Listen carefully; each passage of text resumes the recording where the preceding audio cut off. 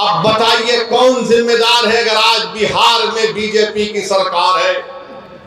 तेजस्वी से पूछेंगे तो तेजस्वी बोलेंगे चाचा हमको छोड़कर चले गए। नीतीश कुमार से पूछेंगे तो अल्फाज चाप चाप कर बोलेंगे हम मर भी गए तो नहीं जाएंगे, अब कह रहे हैं कि हम यहीं रहेंगे।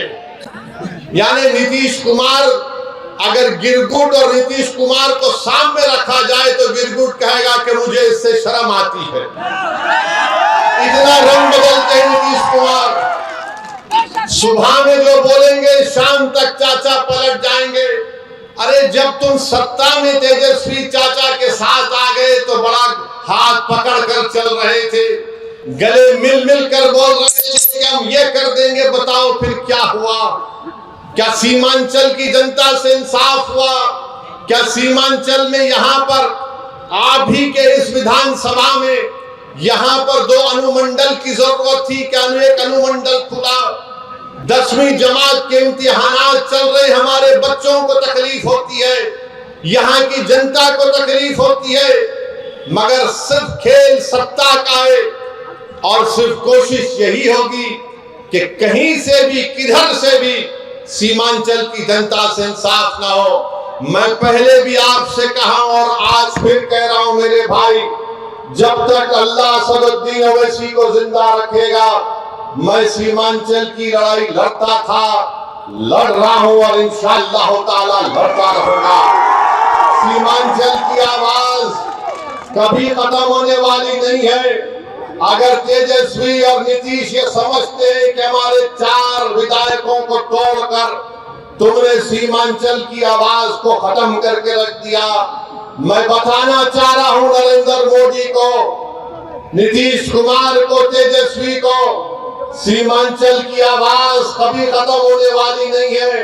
तुम तीनों इस बात को सुन लो, जब 2024 के लोकसभा के इलेक्शन होंगे तो इंशाअल्लाह ताला भारत की सबसे बड़ी पंचायत लोकसभा में सीमांचल की जनता अपने इंसाफ के लिए, अपने मान और सम्मान के लिए, अपनी गीरत के लिए सीमांचल की जनता इंशाअल्लाह ताला अख्तरुल ईमान को यहां से अपना एमपी बनाकर लोकसभा में बुलाएगी और अख्तरुल ईमान सीमांचल जिंदाबाद का नारा लगाएगा, लोकसभा में सीमांचल के इंसाफ की बात करेगा।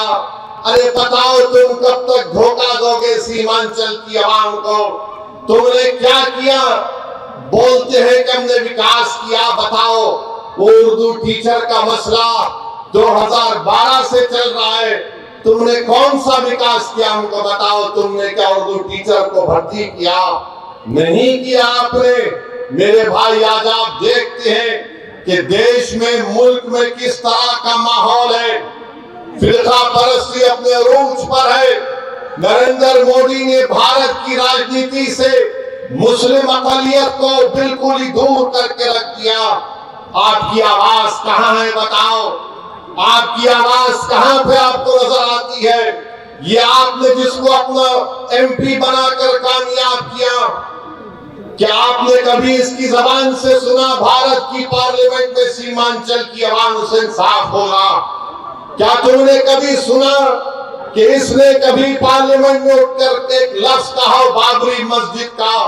अरे जो मुझ पर इल्जाम लगाते, मैं तुमको चैलेंज कर रहा हूं, तुम कल प्रेस कॉन्फ्रेंस करके बाबरी मस्जिद का नाम ले लो।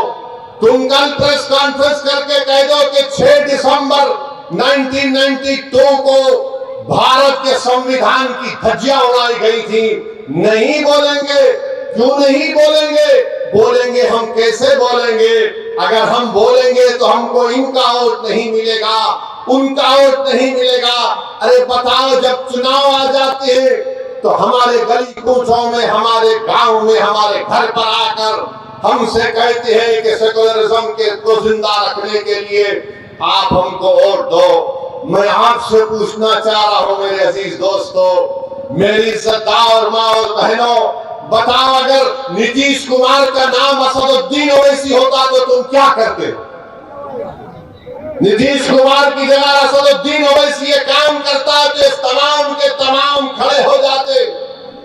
ये तमाम के तमाम ये कहते हैं कि अगर ये मर जाए तो कब्रिस्तान में इसको जगह मत दो, मगर उसका नाम नीतीश कुमार है तो तुम अपनी जबानें बंद कर बैठते हो। मैं चुनाव लड़ता हूं, तेजस्वी मिलकर हुकूमत बनाते हैं और फिर बीजेपी को बिहार में मुसल्लत करते हैं क्योंकि उनका नाम तेजस्वी है। तुम उसको कुछ नहीं बोलोगे। अरे मेरे भाई, यही तो हम आपको बताना चाहते हैं, यही इनकी नाइंसाफी है, यही इनका आपसे कोई मोहब्बत नहीं, ये नफरत करते